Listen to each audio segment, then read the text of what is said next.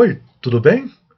Esse vídeo é para apresentar uma pesquisa que eu tenho realizado sobre a corrupção no mundo antigo. Essa pesquisa se desenvolve no Departamento de História da Universidade Federal de Ouro Preto, mas também é parte da minha colaboração com redes de pesquisas das quais eu participo, né? Destaco o LEIR, que é o Laboratório de Estudos sobre o Império Romano, que é uma rede nacional de pesquisa muito importante, que eu tenho muita alegria de ser um dos fundadores e participar nessa rede desde o seu princípio, desde o seu início, né? E também redes internacionais de pesquisa com as quais eu colaboro, que eu destacaria, né? O projeto BioRom é um projeto bastante interessante sobre identidade romana, coordenado pela professora Cláudia Teixeira, da Universidade de Évora, e o professor José Luiz Brandão, da Universidade de Coimbra, com o financiamento da FCT. E também a base para um projeto que eu tenho construído com um colega, um grande amigo, o Carlos Augusto Machado, professor da Universidade de St. Andrews, e que a gente está construindo esse projeto, né, que ainda está no seu início, uma história imperial da infâmia, aí uma alusão à obra de Borges, né, que é a História Universal da Infâmia. Então, esse projeto sobre a corrupção antiga, né, ele tem como ponto de partida, e eu acho que isso é uma coisa muito comum, os problemas contemporâneos, né? É óbvio que a corrupção hoje em dia, no cenário atual, tem tido muita visibilidade, né?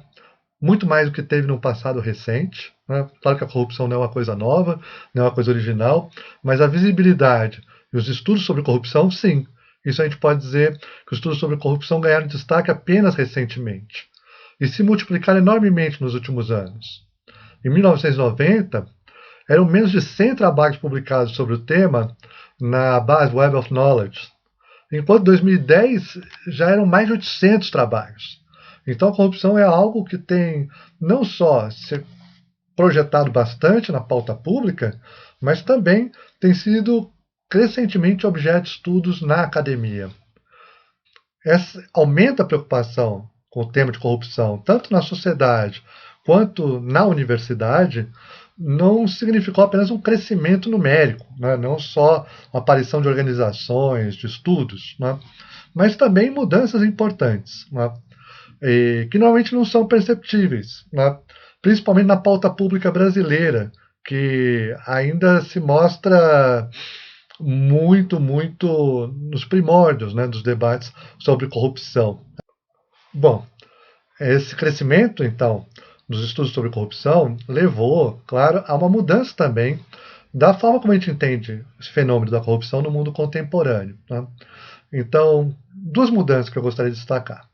A primeira é que, tradicionalmente, se dá uma ênfase no Estado, né, como se a corrupção fosse um problema do Estado, problema sobretudo de governo, né?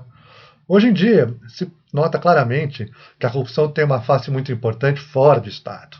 E é fundamental compreender essa face fora do Estado, que é representada pelos corruptores, logicamente, não há corrupção sem corruptores, e pelo próprio funcionamento e operação do mercado. Os operadores do mercado, em alguma medida, dependem de corrupção para operacionalizar esse mercado.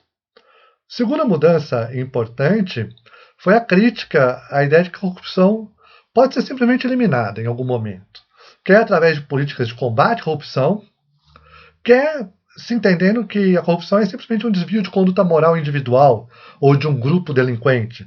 Então, se eliminar esses indivíduos corruptos ou o grupo delinquente corrupto, simplesmente se resolve a corrupção, né? Então, a corrupção seria sanada pela perseguição a corruptos, né? A caça aos corruptos. Isso é uma coisa que ninguém acredita que seja possível pelos aspectos quer estruturais da corrupção no interior do capitalismo, né?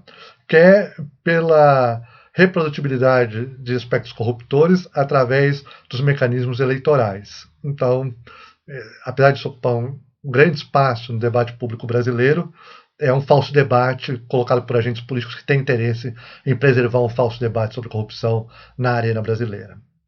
Eu creio que essas mudanças de foco são importantes e se ajustam melhor a características que me parecem centrais na corrupção atual. Cada vez mais se assenta que a corrupção é parte integrante do sistema econômico e do sistema eleitoral nas democracias representativas. Nesse sentido, não se trata de uma deformação pontual. A corrupção é parte do sistema capitalista e também da democracia representativa, tanto por conta dos processos eleitorais, quanto pela poupança pública e a capacidade de investimento do Estado que resulta dessa poupança pública.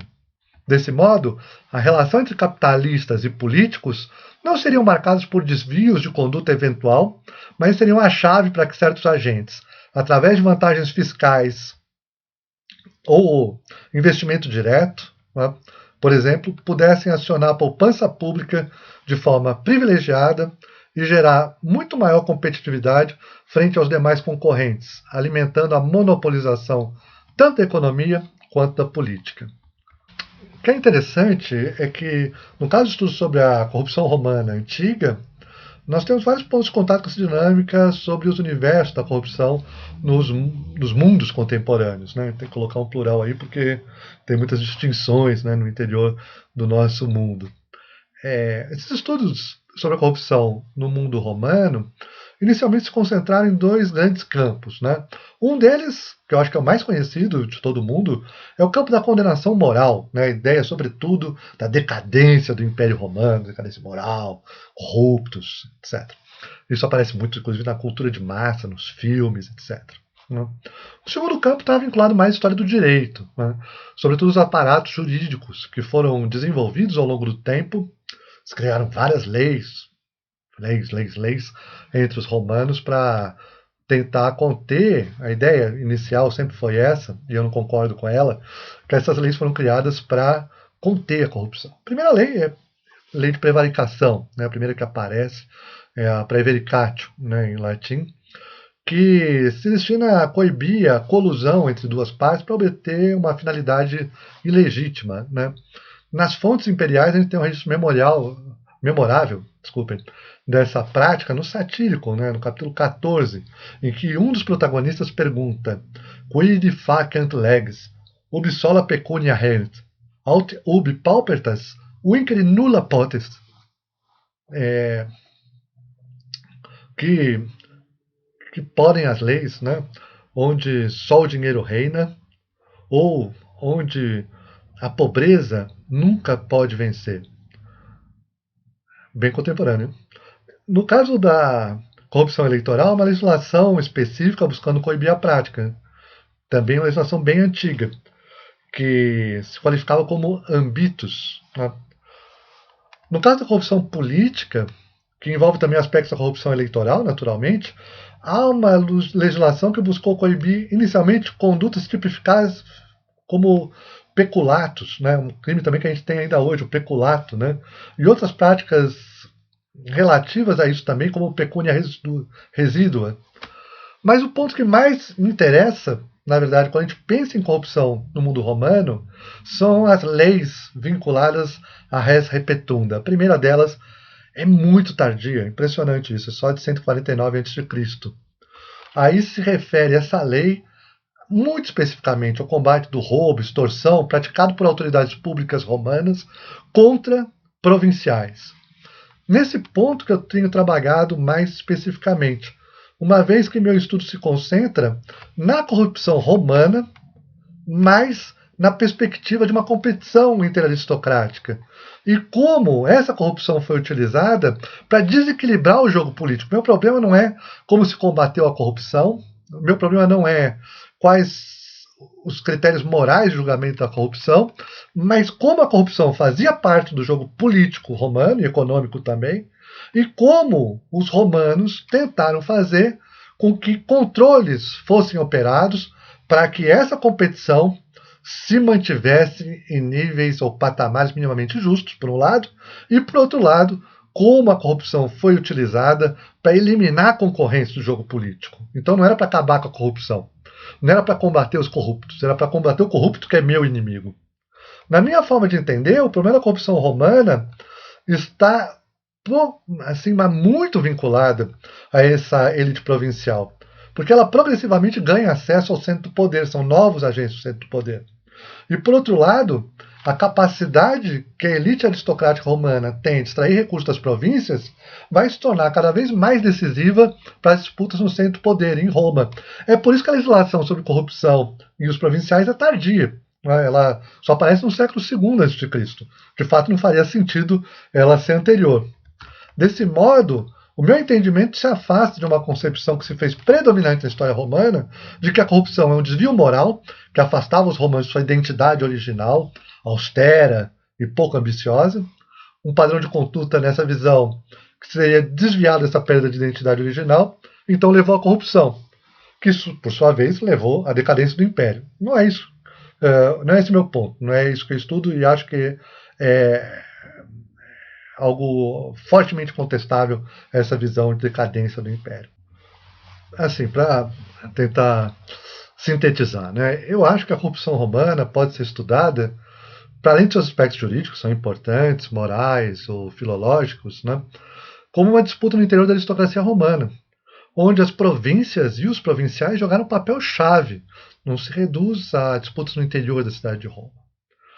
Nessa competição, teve centralidade a compreensão do que era próprio a um cidadão romano, estava no centro da disputa. Né?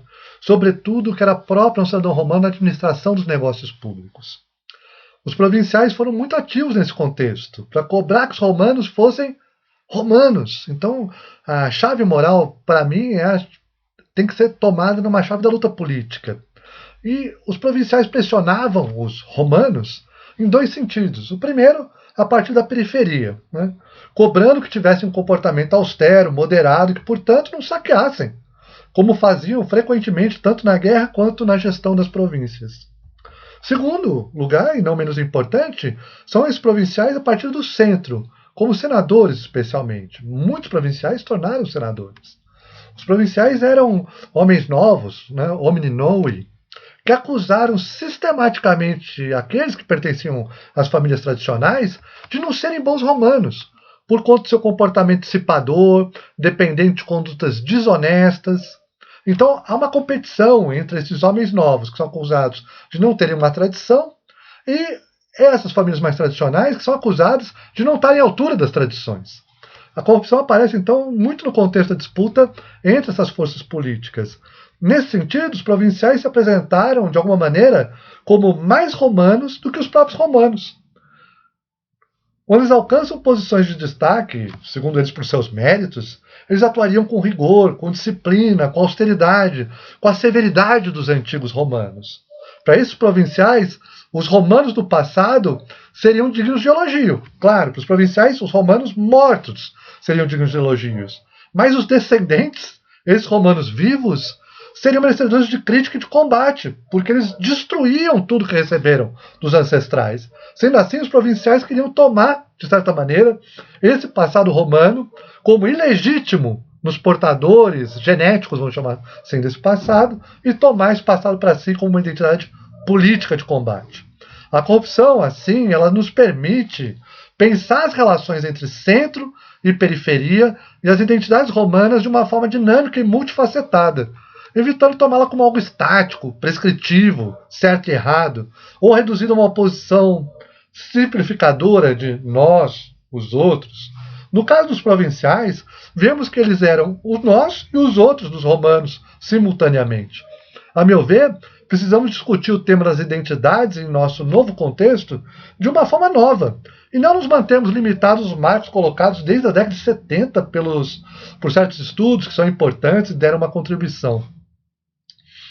Esses estudos devem seguir sendo considerados, por certo, mas é preciso avançar, pensar esses problemas em um universo em que as fronteiras se transformaram enormemente, pensar esse problema da corrupção em novos termos, para tentar fazer avançar as lutas sociais em novos termos também. É isso, essa pesquisa, e daí eu deixo aí, ao final, algumas indicações bibliográficas, onde vocês vão poder também seguir aí outras leituras sobre o tema. Espero que gostem. Um abraço.